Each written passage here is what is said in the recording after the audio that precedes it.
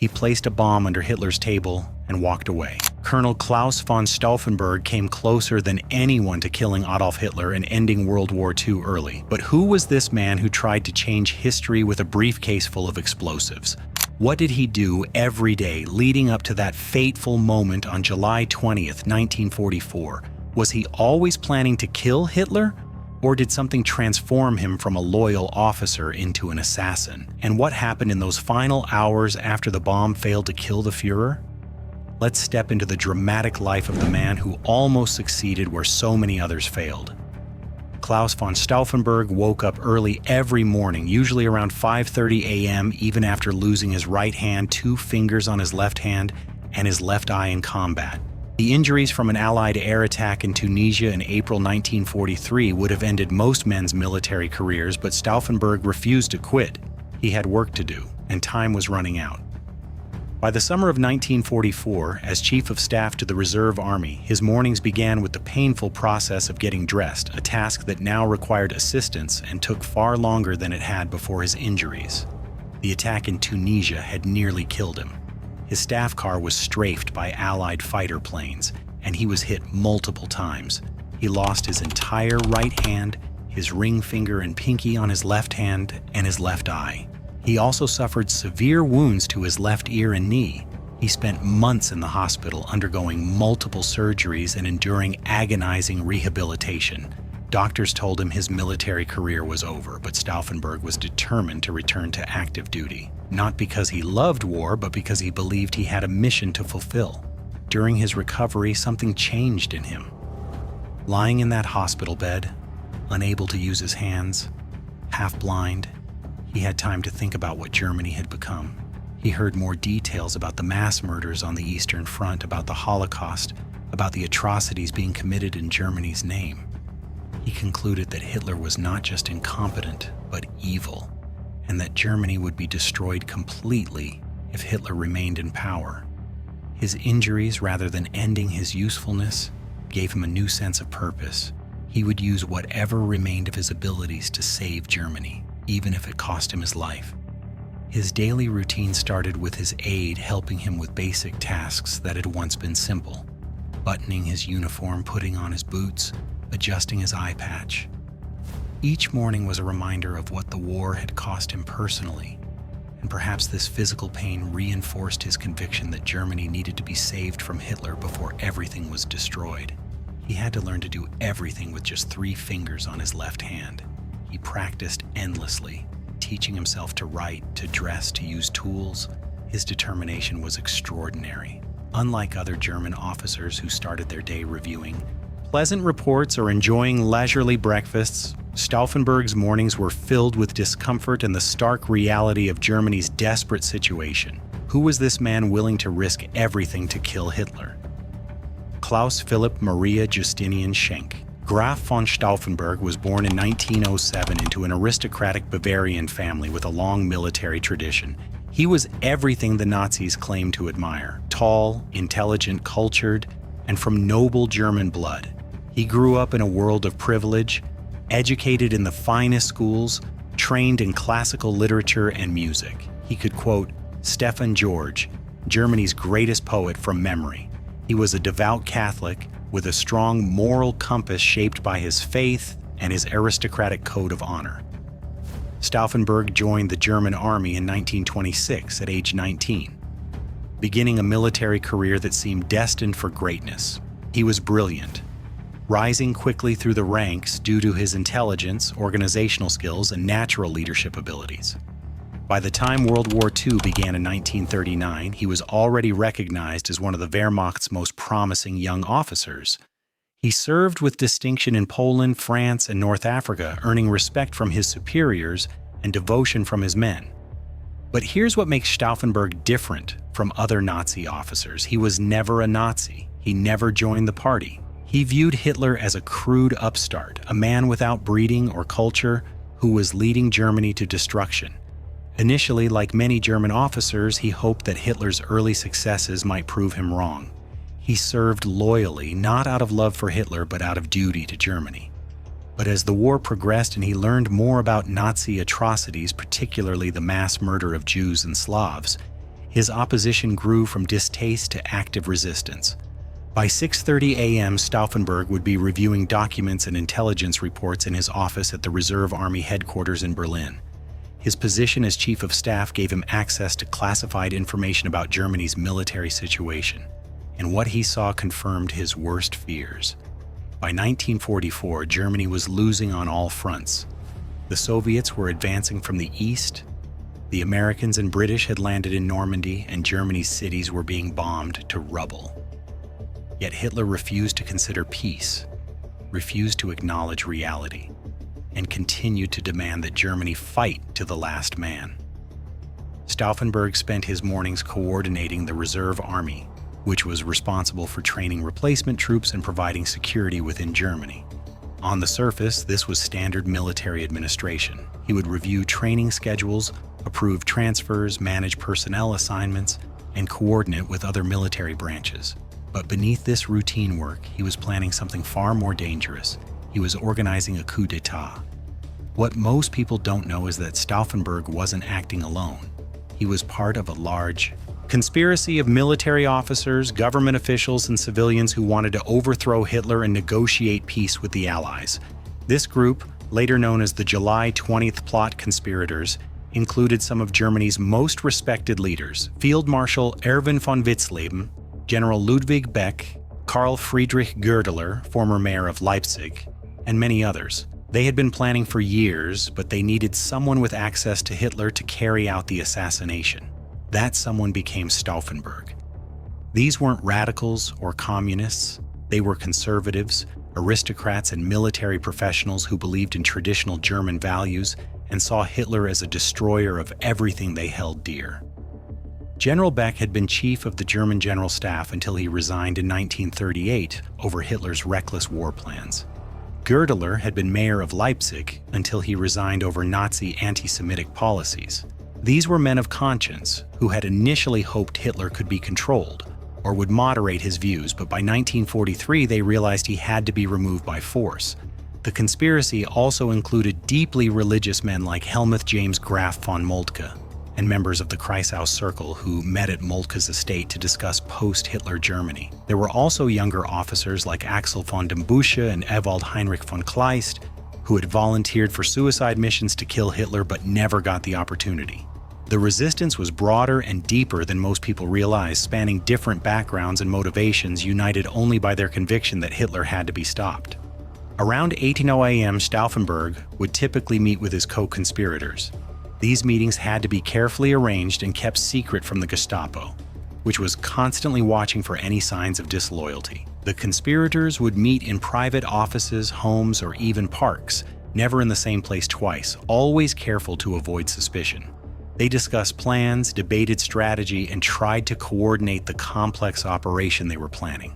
The plan, codenamed Operation Valkyrie, was ingenious. Valkyrie was an official Nazi emergency plan designed to allow the Reserve Army to take control if internal unrest threatened the regime. Stauffenberg and his fellow conspirators modified this plan to use the Reserve Army to seize power after Hitler's assassination. Once Hitler was dead, they would activate Valkyrie, claiming that the SS had attempted a coup, and use Reserve Army troops to arrest Nazi leaders, take control of government buildings, and establish a new government that would seek peace with the Allies. Stauffenberg's mornings were consumed with the details of this operation. Which units would move where? Which officers could be trusted? How would they communicate once the operation began? How would they deal with SS resistance? Every detail had to be planned meticulously because they would only get one chance. If the assassination failed or the coup was discovered prematurely, everyone involved would be executed. But Stauffenberg also had to maintain his regular duties. He couldn't arouse suspicion by neglecting his official responsibilities, so he balanced his conspiracy work with legitimate military administration, attending meetings, writing reports, and managing the Reserve Army's operations. This double life was exhausting and dangerous. One slip, one overheard conversation, one suspicious report could end everything. Around 10 a.m., he might have meetings with other Reserve Army officers, many of whom had no idea about the conspiracy. He had to appear normal, confident, committed to Germany's war effort. He would discuss training programs, equipment shortages, and deployment schedules, all while knowing that he was planning to overthrow the entire regime. The strain of maintaining this facade, of living a lie every moment of every day, must have been enormous. Stauffenberg was also a devoted family man with 4 children and a pregnant wife. He would sometimes take breaks during his morning to write letters home or make brief phone calls. His wife Nina knew about his resistance activities and supported him, though she must have lived in constant fear for his safety. In his letters preserved after the war, Stauffenberg wrote about his love for his family and his hope that his actions might give his children a better Germany to grow up in. He knew he might die, but he believed the sacrifice was necessary. By noon, Stauffenberg would typically have lunch, often in the officers' mess at headquarters. These lunches were another opportunity to gauge the mood of other officers, to subtly sound out potential supporters, and to gather information about what was happening elsewhere in the military.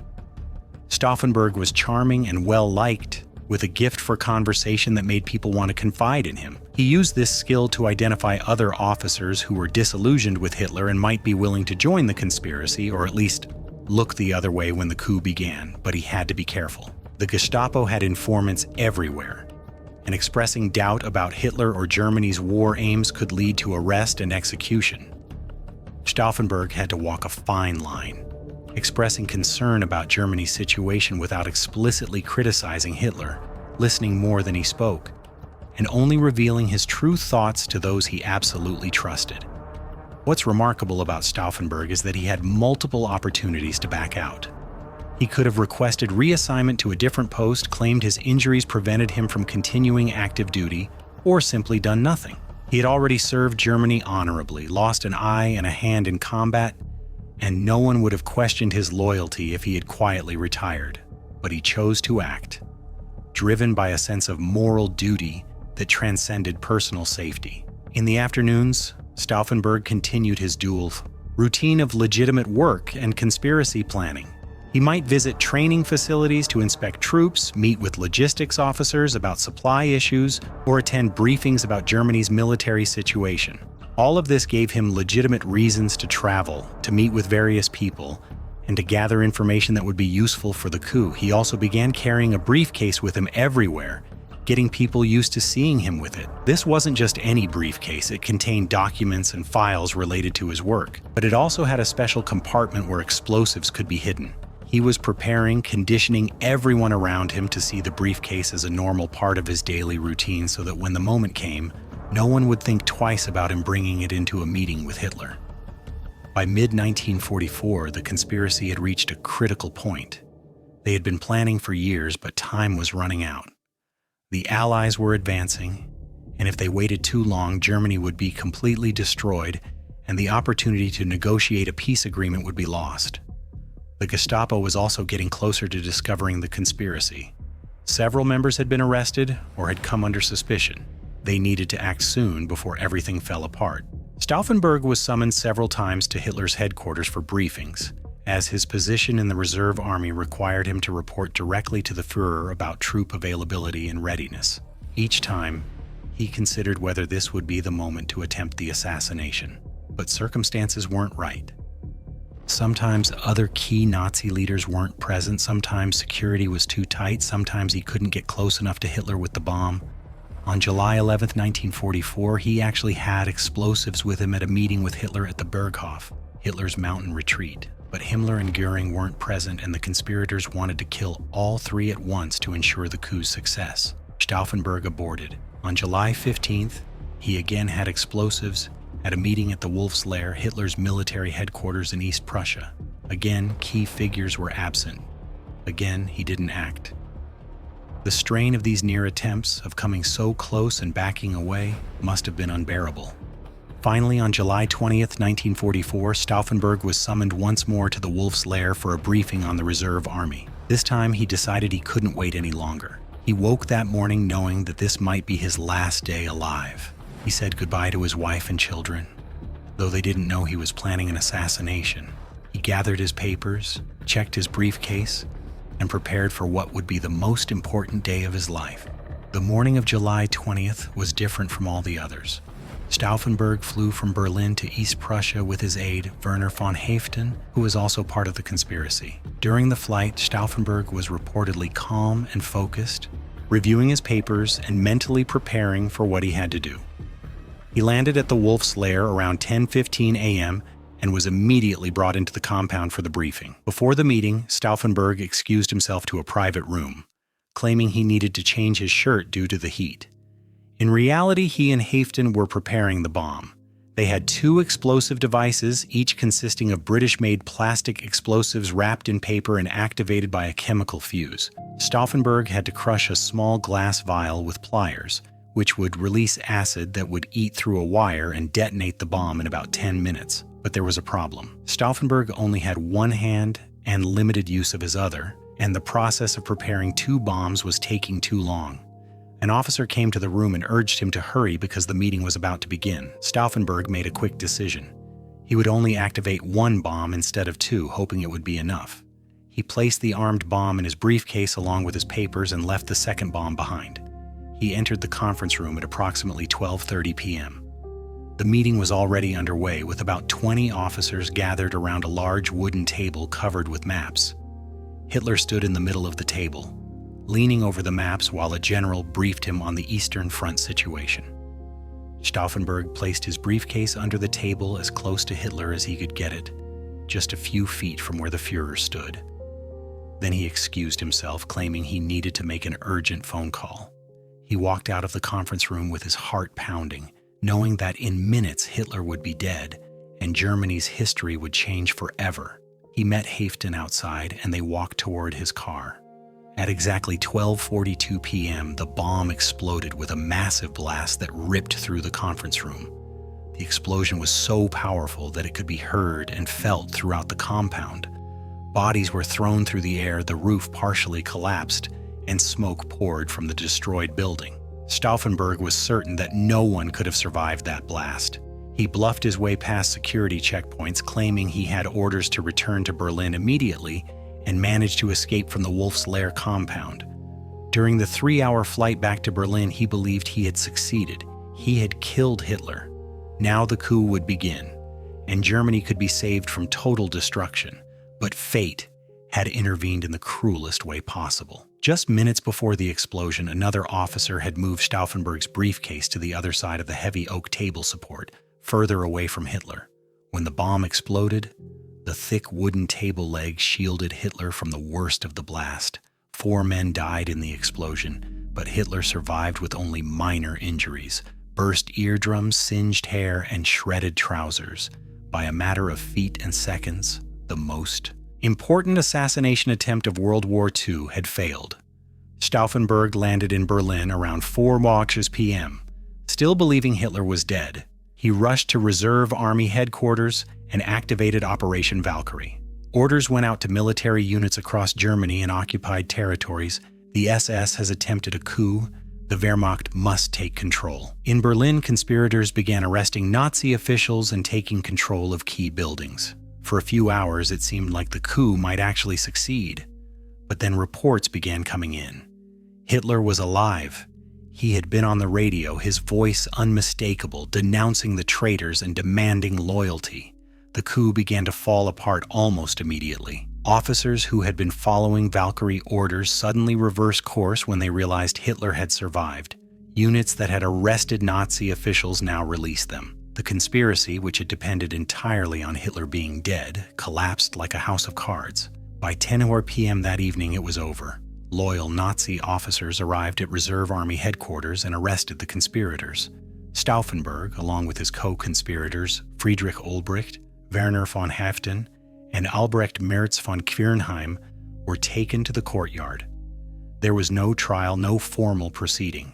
They were lined up against a wall and executed by firing squad shortly after midnight. Stauffenberg's last words were reported to be, "Long live sacred Germany." He died at age 36, just hours after nearly changing the course of history. But the executions didn't end there. Hitler was enraged by the assassination attempt and demanded brutal revenge. Over the following months, the Gestapo arrested anyone with even the slightest connection to the plot. More than 7,000 people were arrested and about 5,000 were executed. The executions were carried out in horrific ways, with some conspirators hung with piano wire from meat hooks and their deaths filmed for Hitler to watch. It was collective punishment on a massive scale, designed to ensure that no one would ever dare to oppose Hitler again. Stauffenberg's family wasn't spared either. His wife Nina and their children were arrested under the Nazi policy of Sippenhaft, kin liability, which held family members responsible for the crimes of their relatives. They were imprisoned but ultimately survived the war. Nina lived until 2006, always maintaining that her husband had done the right thing, that he had tried to save Germany from total destruction. So what did Claus von Stauffenberg actually do all day? He woke early despite his painful injuries and managed the reserve army while secretly planning a coup. He attended meetings while hiding his true intentions. He maintained the appearance of a loyal officer while preparing to commit treason. He lived a double life, balancing family devotion with revolutionary conspiracy. And on one fateful day, he walked into a room, placed a bomb under a table, and tried to kill one of history's greatest monsters. Stauffenberg represents something unique in the history of Nazi Germany. He was a German officer who placed his moral convictions above obedience. He believed in something greater than following orders or serving the Führer. He saw that Hitler was leading Germany to complete destruction and that millions more would die if nothing was done. So he acted knowing he would likely die, but believing that the attempt itself was worth making. What's tragic is that if the bomb had succeeded, if Hitler had died that day, millions of lives might have been saved. The war would have ended months earlier, before the complete destruction of German cities, before the worst of the Holocaust's final phase, before the desperate last battles that killed hundreds of thousands. Stauffenberg came so close to changing everything. A few feet, a few seconds. That's all it would have taken. Some historians argue that even if Hitler had died, the coup might have failed anyway, that the SS was too powerful and the Nazis too entrenched. Others believe that Germany would have dissolved into civil war between the Wehrmacht and the SS. But Stauffenberg believed that Germany needed to be saved from itself, that even a failed attempt was better than doing nothing. He knew the risks, accepted the likely outcome, and did it anyway. That takes a special kind of courage. His story also complicates our understanding of German resistance to Hitler. For decades after the war, there was a perception that all Germans supported the Nazis, that no one resisted. Stauffenberg and the July 20th conspirators proved that's false. There were Germans who opposed Hitler, who risked everything to stop him, and who died trying. They were a minority, certainly, but they existed, and they deserve to be remembered. Today, Stauffenberg is remembered as a hero in Germany. The courtyard where he was executed is now a memorial. The German Defense Ministry, the Bendler Block, houses a permanent exhibition about the resistance. Streets and military barracks are named after him. July 20th is commemorated each year as a day to remember those who resisted tyranny. But this remembrance took decades to develop. In the immediate post-war years, many Germans still viewed the conspirators as traitors who had violated their military oath. It wasn't until the 1960s and 1970s that German society began to widely recognize them as heroes who had tried to save Germany's honor. The debate about Stauffenberg's legacy continues. Some critics point out that he initially served Hitler loyally, that he participated in the invasion of Poland and France, and that his opposition only developed after Germany started losing. They argue he was motivated more by military pragmatism than moral conviction. Others counter that his evolution from loyal officer to resistance fighter makes him more relatable and his sacrifice more meaningful. He wasn't born a hero. He became one through a painful process of realization and moral awakening. The question that haunts historians is, what if? What if Stauffenberg had used both bombs instead of just one? What if the briefcase hadn't been moved? What if the meeting had been held in Hitler's usual concrete bunker instead of the wooden conference building? What if other officers had joined the coup more quickly? The what-ifs are endless and tantalizing because the margins were so thin.